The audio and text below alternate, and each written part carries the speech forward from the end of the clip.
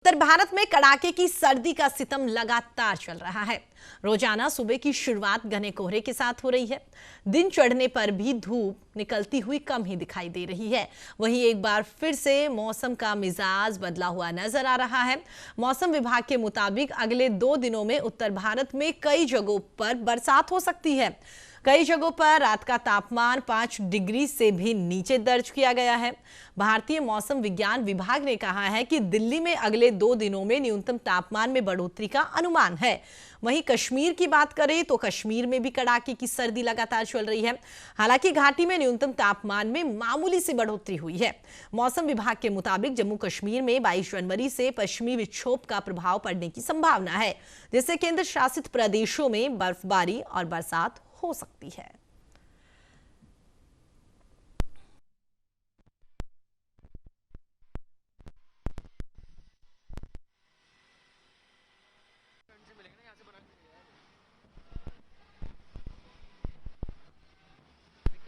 और सर्दी जो है वो बढ़ती हुई नजर आ रही है। वहीं अगर उत्तर भारत की बात करें तो यहां पर सर्दी का सितम और भी ज्यादा लोगों को परेशान कर रहा है। वहीं अगर मौसम विभाग की बात करें तो उनका भी यही कहना है कि आने वाले दिनों में और भी सर्दी हो सकती है। मैदानी इलाकों में बहुत सारी ऐसी जगह हैं जहां पर आने वाले दिनों में बरसात हो सकती है। इस तरीके के अनुमान भी जताए गए हैं।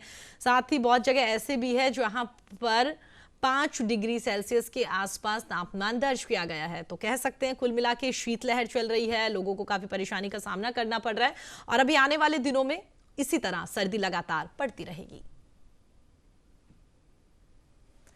चलिए आगे बढ़ते हैं। तो आपको बता दें, इस खबर पर हमारे साथ बातचीत करने के लिए राजधानी जयपुर से मेरे सहयोगी नीरज शर्मा हमारे साथ जुड़ गए हैं। जी नीरज, जानना चाहेंगे, सर्दी का सितम लगातार बढ़ता हुआ नजर आ रहा है। साथ ही अगर मौसम विभाग की बात करें तो उन्होंने कहा है कि आने वाले दिनों में और भी सर्दी पड़ सकती है। अपने जयपुर की बात करें तो यहाँ पर क्या कुछ हालात सर्दी को लेकर? देखिए, प्रदेश में अभी पश्चिमी विक्षोभ जाने के बाद में सुबह और शाम की बात करें तो ठंड और शीतलहर जो है बढ़ी हुई है, लेकिन दिन के समय में तापमान में बढ़ोतरी हुई है। ये मौसम में एक अचानक बदलाव आया है। मौसम शुष्क जो है वो बना हुआ है। हालांकि कई इलाकों में पूर्वी राजस्थान में अभी और हाड़ौती क्षेत्र के अंदर बादल, आंशिक बादल छाए रह सकते हैं। और जयपुर के लिए स्थानीय पूर्वानुमान यह है कि न्यूनतम तापमान जो है वो 24 डिग्री और 12 डिग्री सेल्सियस रहने की संभावना जयपुर की है अगले 24 घंटों की। अगर बीते दिन की बात की जाए तो जयपुर में अधिकतम तापमान 22.8 डिग्री सेल्सियस रहा, जबकि न्यूनतम तापमान 11.6 डिग्री रहा। यानी कि जो फर्क जो आया वो अधिकतम तापमान में 1 डिग्री बढ़ोतरी हुई है और न्यूनतम तापमान में 4 डिग्री की बढ़ोतरी दर्ज की गई है। इसी तरीके से बात करें तो अजमेर में अधिकतम तापमान 26.9 डिग्री, जयपुर में 22.8 डिग्री, कोटा में 24.1 डिग्री, डबोक हवाई अड्डा उदयपुर में 29.6 डिग्री, बाड़मेर में 31.3 डिग्री, जैसलमेर में 27 डिग्री, जोधपुर में 30.6, बीकानेर में 25.4, चूरू में 22.1, श्रीगंगानगर में 13.5, भीलवाड़ा में 28.4 डिग्री, अलवर में 20.0 डिग्री, पिलानी में 19.7 और चित्तौड़गढ़ में 30.8 अधिकतम तापमान रिकॉर्ड किए गए। अगर हम न्यूनतम तापमान की बात करें तो यहाँ ये देखना होगा, पिलानी जो है वहां पर 1.4 डिग्री यानी 1.4 डिग्री टेम्परेचर हुआ है न्यूनतम तापमान, जो कि काफी ठंड की ओर इशारा करता है। इसी प्रकार से चूरू के अंदर भी 1.9 डिग्री सेल्सियस न्यूनतम तापमान चला गया है। श्रीगंगानगर में 2.5 डिग्री न्यूनतम तापमान रहा है। राजधानी जयपुर में न्यूनतम तापमान 11.6 डिग्री सेल्सियस रिकॉर्ड किया गया है। तो जो मौसम विभाग है उसने साफ तौर पर चेताया है कि अगले 24 घंटे जो है उसमें प्रदेश के ज्यादातर हिस्सों में 12 डिग्री अधिकतम तापमान 24 डिग्री और न्यूनतम तापमान 12 डिग्री के आसपास बना रह सकता है। हालांकि कुछ जो इलाके हैं यहाँ पर न्यूनतम तापमान गिरा रहता है, जिनके अंदर पिलानी, चूरू और माउंट आबू जैसे इलाके शामिल हैं। जी नीरज, क्या लगता है आने वाले दिनों में सर्दी बढ़ने की संभावना है? ये तो साफ कह दिया है मौसम विभाग की ओर से। साथ ही उन्होंने ये भी कहा है कि बहुत सारे ऐसे भी इलाके हैं जहां पर आने वाले दिनों में बरसात हो सकती है। सीधी सी बात है नीरज, बरसात होगी तो सर्दी का सितम और भी बढ़ता हुआ नजर आएगा। अगर बचाव की बात करें तो लोगों से अगर आपकी बात हुई हो, इस सर्दी को लेकर क्या कुछ महसूस कर रहे हैं, बचाव को लेकर क्या कुछ इंतजाम उनकी ओर से किए गए हैं? देखिए, लोग जो है शीतलहर से बचने के लिए खासतौर पर शाम के टाइम में शहर के भी जो आउटर स्कर्ट्स इलाके हैं वहां पर घना कोहरा जो है वो चल रहा है, तेज हवाएं चल रही हैं, ठंडक जो है वो बढ़ी हुई है। ऐसे में लोग इस शीतलहर से अपने आप को बचाने के लिए सिर पर एक तो गर्म टोपा या फिर जो मफलर है या स्कार्फ है, इस तरह की चीजें बांध रहे हैं, या पारंपरिक रूप से राजस्थान के अंदर जो पगड़ी या जी नीरज, मेरी आवाज सुन पा रहे हैं? लगता है कोई तकनीकी खामी है जिसकी वजह से उनकी आवाज मेरे पास नहीं आ रही। दोबारा उनसे संपर्क करने की कोशिश करेंगे। दिल्ली चलते हैं जहां से हमारे सहयोगी नसीम अहमद हमारे साथ जुड़ गए हैं। नसीम, आप मेरी आवाज सुन पा रहे हैं? जी मैम, बताएं। जी नसीम, अगर राष्ट्रीय राजधानी दिल्ली की बात करें तो वहां पर सर्दी का सितम लगातार बढ़ता हुआ नजर आ रहा है। लोगों को काफी परेशानी का सामना करना पड़ रहा है। अगर आज की बात करें, फिलहाल की बात करें, तो क्या कुछ आसपास माहौल आपको सर्दी को देखकर दिखने को? जी बिल्कुल, आपको बता दूं, आज सुबह से आसमान में घने बादल छाए हुए हैं और थोड़ा कोहरा भी है आसमान से। और देखा जाए तो शीतलहर आज इतनी नहीं है, लेकिन लोगों को गर्मी से राहत, सर्दी से राहत अभी भी नहीं मिली है। सर्दी से लोग परेशान हैं। लोग इस सर्दी से बचने के लाव का सहारा लगातार ले रहे हैं, गर्म कपड़े पहन रहे हैं। और वहीं जो धुंध की बात की जाए तो धुंध इस आसमान से जो गिरता हुआ कोहरा है, वो कोहरा बहुत कम है। लेकिन कल भी कोहरा नहीं था, लेकिन पिछले 3 दिन लगातार 2 दिन में कोहरे की परत आसमान से नीचे गिरती थी और लोगों को, कुछ गाड़ियों से चलाने वालों को कुछ दिखाई नहीं दे रहा था। लेकिन आज कहीं ना कहीं उनसे तो राहत है, लेकिन सर्दी लगातार अभी भी बढ़ रही है। सुबह के 9 बज चुके हैं और आसमान में घने बादल छाए हैं। जो सूरज है अभी तक नहीं निकला है, तो कहीं ना कहीं लग रहा है कि आज जो सर्दी है वो ऐसी रहेगी। लेकिन आसमान में घने बादल जो छाए हुए उनको देखकर ऐसा महसूस होता है कि जैसे कहीं बारिश न पड़े। हालांकि मौसम विभाग ने यही चेताया है कि बारिश राजधानी दिल्ली में होगी, लेकिन मौसम देखकर ऐसा कुछ ऐसा लग रहा है। जी ठीक है नसीम, आप हमारे साथ बने रहिएगा। जैसलमेर चलते हैं जहां से मेरे सहयोगी चंद्रभान सोलंकी हमारे साथ जुड़ गए हैं। चंद्रभान, जैसलमेर की बात करें तो वहां पर सर्दी को लेकर क्या कुछ हालात? फिर से आज कोहरा घना छाया हुआ है और लाइट भी लोग जला के गाड़ी चला रहे हैं। चंद्रभान, मेरी आवाज सुन पा रहे हैं आप? हेलो जी, मेरी आवाज सुन रहे हैं आप? लगता है उनसे भी संपर्क नहीं हो पा रहा। नसीम, आप मेरी आवाज सुन पा रहे हैं? लगता है किसी तकनीकी खामी के कारण सहयोगियों से संपर्क नहीं हो पा रहा। दोबारा उनसे संपर्क करने की कोशिश करेंगे। लेकिन आपको बता दें, जिस तरीके से फिलहाल जो है नीरज शर्मा ने बताया और नसीम ने उनसे जिस तरीके से बात हुई है, तो उन्होंने बताया है, नीरज शर्मा ने राजधानी जयपुर का हाल बताया और साथ ही पूरे प्रदेश का हाल बताया कि राजस्थान में किस तरीके से कौन कौन से ऐसे इलाके हैं जहां पर न्यूनतम तापमान जो है वो कितना नीचे गिर गया है। इसके अलावा अगर बात करें, उन्होंने बताया कि बहुत सारे इलाके ऐसे भी है जहां पर धूप भी देखने को मिल रही है, कुछ हद तक न्यूनतम तापमान में बढ़ोतरी भी देखने को मिल रही है। लेकिन कुल मिलाकर कह सकते हैं कि सुबह और शाम जो है वहां पर लगातार सर्दी का सितम लोगों को परेशान कर रहा है। दोपहर में कह सकते हैं कि कुछ एरिया ऐसे हैं, कुछ इलाके या कुछ जिले ऐसे हैं जहां पर थोड़ी बहुत सर्दी से लोगों को राहत मिलती हुई नजर आ रही है, क्योंकि वहां पर सूर्यदेव के दर्शन हो जाते हैं। लेकिन ओवरऑल अगर बात करें तो राजस्थान प्रदेश में लगातार सर्दी का सितम बढ़ता हुआ नजर आ रहा है। और मौसम विभाग ने भी साफ बोल दिया है कि बहुत सारे ऐसे इलाके हैं जहां पर आने वाले दिनों में बरसात हो सकती है। अब इमेजिनेशन इस बात से कर सकते हैं कि एक और तो पहले से लोगों को सर्दी से इतना जीना मुहाल हो गया है, उन्हें परेशानी का सामना करना पड़ रहा है, घर से लोग बाहर नहीं निकलना चाहते। और इसी बीच में फिर मौसम विभाग की ओर से ये बोल देना कि बरसात होना है, तो सर्दी का सितम आने वाले दिनों में कह सकते हैं कि और भी काफी बढ़ सकता है। जी चंद्रभान, मेरी आवाज सुन पा रहे हैं आप? चंद्रभान, मेरी आवाज सुन पा रहे हैं? जी जी, किस तरीके से क्या कुछ वहां पर मौसम को लेकर हालात बने हुए हैं, और साथ ही बरसात को लेकर भी मौसम विभाग की ओर से कहा गया है कि आने वाले दिनों में बरसात हो सकती है, लेकिन फिलहाल वहां पर क्या कुछ हालात?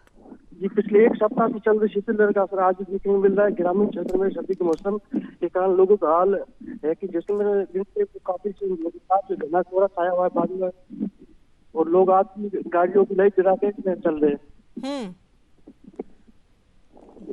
ठीक है चंद्रभान, आप हमारे साथ बने रहिएगा। दिल्ली चलते हैं जहां से नसीम हमारे साथ जुड़े हुए।